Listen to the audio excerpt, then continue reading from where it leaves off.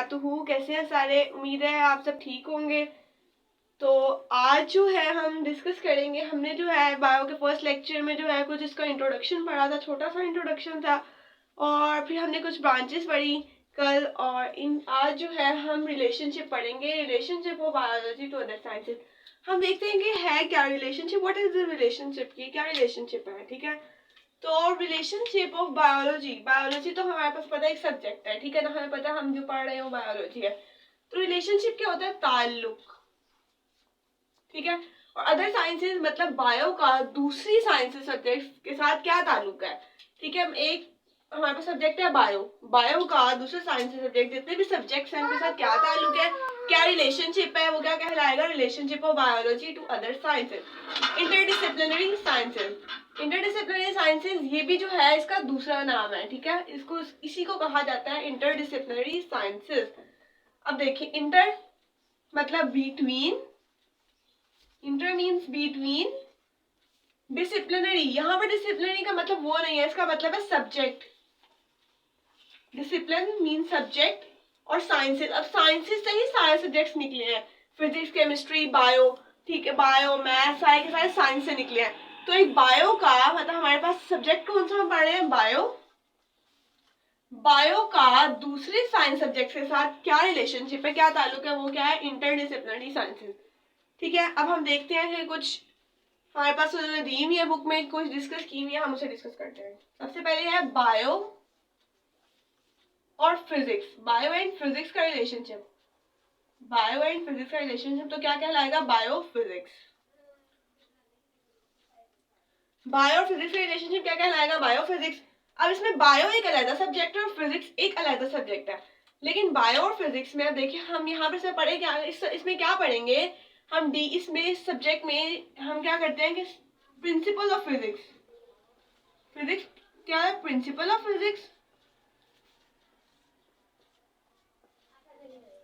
लेकिन वो principle of physics सारे के सारे प्रिंसिपल ऑफ फिजिक्स नहीं है। वो प्रिंसिपल ऑफ फिजिक्स जो किसमें एप्लीकेबल हो रहे हैं? लिविंग ऑर्गेनिजम्स में, या applicable on biological phenomenas. Bio के जितने भी फिनोमिनाज हो रहे हैं ये लिविंग ऑर्गेनिजम्स में ये एप्लीकेबल हो रहे हैं। ठीक है, तो ये सारे के सारे एप्लीकेबल कहाँ है? सिर्फ ये क्या, ये फिजिक्स के रिलेटेड है। प्रिंसिपल ऑफ फिजिक्स कहाँ पर एप्लीकेबल है? बायोलॉजिकल फिनोमिनाज में। अब हम अगर एक एग्जांपल देखें, इसकी एग्जांपल से अगर देखें तो एग्जांपल क्या है, देखें हमारे पास। अब हम एक पहले फिजिक्स की एग्जांपल लेते हैं कि अगर हम वर्किंग प्रिंसिपल देखें, वर्किंग प्रिंसिपल ऑफ लिवर, ये वो लिवर नहीं है जो हमारे, जिसे हम क्या कहते हैं, जो हमारे ह्यूमन बॉडी में होता है, वो वाला लिवर नहीं है। ये लिवर फिजिक्स का लिवर है। इन फिजिक्स जो किसी चीज को उठाने के लिए यूज होता है, ठीक है, जो लिवर हम फिजिक्स के तौर पर यूज करते हैं, ठीक है ना, तो ये वो वाला लिवर है। वो कह रहे हैं वर्किंग प्रिंसिपल है फिजिक्स में लिवर का, वो वाला लिवर। और हम बायो की फॉर्म में देखें तो लिम्स, लिम्स जो होते हैं किसमें? लिम्स जो होते हैं एनिमल्स में, एनिमल्स में लिम्स होते हैं। इन दोनों का जो रिलेशन, ये दोनों अलग चीजें, principle, working principle of lever and limbs in animals, दोनों का जो है वो दोनों जो अलग सेपरेट चीजें हैं, फिजिक्स है और एक बायो। लेकिन हम इनका रिलेशनशिप में जब देखें तो ये दोनों चीजें जो है आपस में, इन दोनों में सिमिलैरिटीज है। सिमिलैरिटीज किस तरह है कि हम देखें अगर फिजिक्स में लिवर का प्रिंसिपल जो है, वर्किंग प्रिंसिपल है, वो एनिमल में लिम्स का भी सेम वैसा ही फंक्शन है। लिम्स क्या है? जो हमारे हाथ और ये बाजू से लेकर जो है ना, ये सारा का सारा लिम्स कहलाता है। हम मूवमेंट कर रहे हैं, कोई चीज उठा रहे हैं, तो वो सारा का सारा फंक्शन क्या है? Limbs in animal. तो वही फंक्शन जो है लिवर का भी यही काम होता है। तो ये दोनों की जो सिमिलैरिटीज है वो किसमें हम पढ़ते हैं? बायोफिजिक्स में। ठीक है, तो अब इसके बाद हम नेक्स्ट जो है इसकी नेक्स्ट रिलेशनशिप पढ़ते हैं। अच्छा, अब जो है हमारा दूसरा रिलेशनशिप है बायो और केमिस्ट्री का। बायो एक अलग चीज है और केमिस्ट्री जो है वो एक अलग चीज है। तो केमिस्ट्री, अब हम इसमें क्या करेंगे, इसमें क्या हम पढ़ेंगे कि chemistry of compounds, chemistry of compounds या डिफरेंट कंपाउंड्स किसमें? लिविंग ऑर्गेनिजम्स में, इन लिविंग ऑर्गेनिजम्स।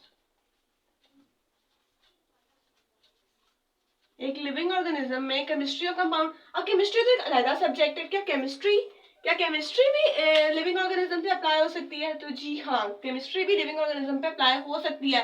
कैसे? अब केमिस्ट्री का नया सब्जेक्ट है, लेकिन केमिस्ट्री देखिए होती क्या है। अब हमारे पास देखिए अगर एक H2O है, फॉर्मूला ये किससे बना है? बॉन्डिंग से बना है। तो हम देखेंगे इसका मेल्टिंग पॉइंट क्या है, बॉइलिंग पॉइंट क्या है, इसका कलर क्या है, साइज क्या है, बॉन्ड किस तरह बना रहा है, सारे की सारी चीजें जो है वो केमिस्ट्री में आती है। तो ये चीज एक कंपाउंड एक चीज की क्या है? केमिस्ट्री है। अब वो लिविंग ऑर्गेनिज्म में जो जो कंपाउंड यूज हो रहे हैं उनकी केमिस्ट्री जो है वो क्या कहलाती है? Study of biochemistry. ठीक है, तो बायोकेमिस्ट्री है। अब अगर हम एग्जाम्पल में देखें, एक एग्जाम्पल लें बायोकेमिस्ट्री की, तो बायोकेमिस्ट्री की एग्जाम्पल में अगर हम देख सकते हैं कि अगर हमारे पास लिविंग ऑर्गेनिज्म में क्या क्या चीजें कैसी केमिस्ट्री अप्लाई हो रही है। लिविंग ऑर्गेनिज्म है हमारे पास। अब अगर हम देखें एक लिविंग ऑर्गेनिज्म है, उसके अंदर डिफरेंट फंक्शंस प्रोसेस करें। एक प्लांट की एग्जांपल ले लेते हैं हम। प्लांट है हमारे पास। अब प्लांट की बॉडी में डिफरेंट फंक्शन प्रोसेस कर रहे हैं, जैसे हम देख लेते हैं फोटोसिंथेसिस,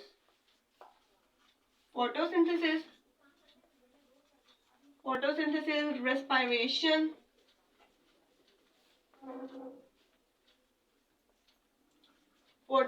रेस्पिरेशन, ये दो प्रोसेसेस है प्लांट में काम कर रहे हैं। लेकिन हम अगर देखें डिटेल में तो फोटोसिंथेसिस और रेस्पिरेशन जो है ये केमिकल रिएक्शंस है। ये दोनों के दोनों एक रिएक्शंस है, केमिकल रिएक्शंस। ठीक है ना? तो ये रिएक्शंस जो है अकर कहाँ कर रहे हैं? प्लांट की बॉडी में। ये फोटोसिंथेसिस रेस्पिरेशन एक लिविंग ऑर्गेनिज्म के अंदर अकर कर रहा है। तो एक केमिकल रिएक्शन जब लिविंग ऑर्गेनिज्म के अंदर होगा तो उसकी स्टडी बायोकेमिस्ट्री कहलाएगी। अच्छा, अब हम आगे एक और रिलेशनशिप पढ़ते हैं किसका? बायो मैथमेटिक्स का। बायो और मैथमेटिक्स। अब सोचने की बात यह है कि मैथ्स भी क्या लिविंग ऑर्गेनिज्म पे अप्लाई होती है? मैथ्स तो हमने कभी सुना ही नहीं कि मैथ्स भी लिविंग ऑर्गेनिज्म पे। हाँ जी, मैथ्स और बायो का भी रिलेशनशिप है, मैथ्स भी लिविंग ऑर्गेनिज्म पे अप्लाई होती है जी। तो मैथ्स, अब बायो मीन्स लाइफ। ठीक है, तो इसमें हम क्या करेंगे, क्या पढ़ेंगे हम कि हमारे पास जो है जितना भी हम डाटा जो है हम इकट्ठा कर रहे हैं। अब एक एग्जांपल छोटी सी लेते हैं। अगर हमारे पास हम वेट देखते हैं किसी का, 45 समझे केजी वेट है। वेट है किसका? एक लिविंग ऑर्गेनिज्म का वेट है। लेकिन ये आ किस में रहा है?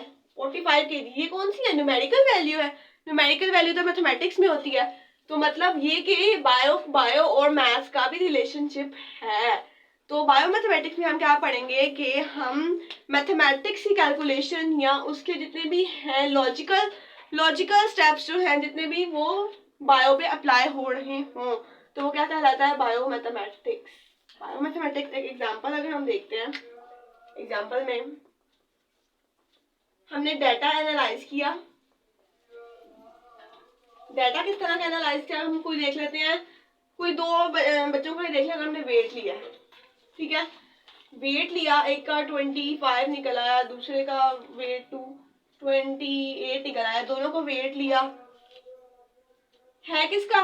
लिविंग ऑर्गेनिज्म का। मतलब हमने उसमें रिलेशनशिप पढ़ना है वेट। अब सारी न्यूमेरिकल वैल्यूज भी तो हम बायो का जब डाटा इकट्ठा करते हैं और भी किसी चीज पे हम रिसर्च कर रहे हैं, ऑब्जर्वेशन कर रहे हैं, डाटा इकट्ठा कर रहे हैं तो न्यूमेरिकल वैल्यू में आता है। तो वो सारा का सारा क्या अप्लाई हो रही है? Bio mathematics. ठीक है, उसके बाद हमारे जो है वो दो और रह गए हैं। अच्छा, अब जो है हमारा नेक्स्ट रिलेशनशिप है बायो और जियोग्राफी। तो बायो मीन्स होता है लाइफ, ये तो हमें पता है। और जियो मीन्स अर्थ। जियो का मतलब क्या होता है? अर्थ। और ग्राफी मतलब ग्राफिकल रिप्रेजेंटेशन। Graphical representation. तो क्या इसमें हम जिंदा चीजों की ग्राफ में देखेंगे कि जिंदा चीजें जो हैं जो अर्थ में पाई जाती हैं उनको हम ग्राफ में स्टडी करेंगे? तो हाँ, हम जिंदा चीजों को ग्राफ में ही स्टडी करेंगे कि जो लिविंग ऑर्गेनिजम्स हैं जितनी भी अर्थ पे अकर कर रही हैं उनकी अकरेंस और डिस्ट्रीब्यूशन लिविंग ऑर्गेनिज्म की कहाँ पर? Reason of earth. अर्थ के किसी भी रीजन पे अकरेंस और डिस्ट्रीब्यूशन ऑफ लिविंग ऑर्गेनिज्म, एक जिंदा चीज की अर्थ के किसी भी रीजन पे अकरेंस और डिस्ट्रीब्यूशन और कितने कैसे तकसीम हुई है वो, किस तरह डिस्ट्रीब्यूट हुई है वो, तो वो हम पढ़ेंगे। अब देखिए अगर हम एक एग्जाम्पल में पढ़ें, जैसे क्लाइमेट है हमारे पास। क्लाइमेट किसे कहते हैं? आबो हवा। आबो हवा को क्या कहते हैं? क्लाइमेट। तो क्लाइमेट में अगर हमें पता चल गया एक रीजन का, एक जगह का कि क्लाइमेट क्या है, आबो हवा कैसी है वहां की, तो हमें क्या पता चल जाएगा? वहां के लिविंग ऑर्गेनिजम्स की क्या पता चल जाएंगी? कैरेक्टरिस्टिक्स। ठीक है, कैरेक्टरिस्टिक्स पता चल जाएंगी कि इस जगह पे जो लिविंग ऑर्गेनिज्म रहते हैं उनकी क्या क्या कैरेक्टरिस्टिक्स है। अगर हम देखें पोलर बियर की, तो पोलर बियर अगर हम एक जगह पे देखें तो हम यहाँ कह सकते हैं अगर वहां पर गर्मी हो तो आपको ऐसा चल जाएगा यहाँ पोलर बियर नहीं रह सकता, क्योंकि पोलर बियर कहाँ रहता है? कोल्ड एरियाज में रहता है। तो हमें पता चल जाएगा क्लाइमेट देखकर कि यहाँ पर ये ऑर्गेनिज्म रह सकते हैं, ये कैरेक्टरिस्टिक्स हैं, यहाँ पर ये ऑर्गेनिज्म की कैरेक्टरिस्टिक्स नहीं है। ठीक है, तो ये सारी स्टडी बायोजियोग्राफी में है। ठीक है, और ग्राफिकली हम इसे एक्सप्लेन करते हैं। नेक्स्ट एंड लास्ट जो हमारे पास रिलेशनशिप है इस टॉपिक का, आज के टॉपिक का क्या है? Bio economics. बायो और इकोनॉमिक्स, बायो तो समझ आती है, इकोनॉमिक्स मतलब मॉइशियत, रुपया, पैसा। बाकी ब्रांचेस, बाकी रिलेशनशिप तो हमें समझ आती हैं, लेकिन इकोनॉमिक्स, रुपया पैसा कैसे हमारी लाइफ पे इफेक्ट कर रहा है, मॉइशियत हमारी लाइफ पे या लिविंग ऑर्गेनिज्म की लाइफ पे कैसे इफेक्ट कर रही है, तो वो भी हम देखते हैं। ठीक है, अब इस बायो इकोनॉमिक्स में हम क्या स्टडी करते हैं कि एक living organism economical point of view से, किस पॉइंट ऑफ व्यू से? एक लिविंग ऑर्गेनिजम्स को इकोनॉमिकल पॉइंट ऑफ व्यू से स्टडी करेंगे। इकोनॉमिकल पॉइंट ऑफ व्यू से एक लिविंग ऑर्गेनिज्म को स्टडी करेंगे, मतलब मुआशी तौर पर एक लिविंग ऑर्गेनिज्म को स्टडी करेंगे। तो मुआशी तौर पर कैसे करेंगे? हम एक एग्जाम्पल से समझते हैं। एग्जाम्पल देखें, अब एक किसान है, ठीक है, किसान अब सारा साल खेत में काम कर रहा है, ठीक है, उसको पैसे भी लगा रहा है, सारा साल पैसे लगा रहा है पूरे खेत में। अब एक उसकी फील्ड है, ठीक है ना, मतलब हम समझते ये एक पूरी फील्ड है, इस पे जो है वो क्या कर रहा है? इस पे काश्त कर रहा है और क्या कर रहा है? पैसे भी लगा रहा है।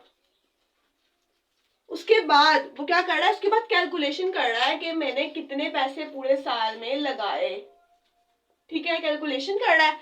अब जब जो है फसल पक गई तो वो क्या करेगा? जाके उसे बाजार में सेल करेगा।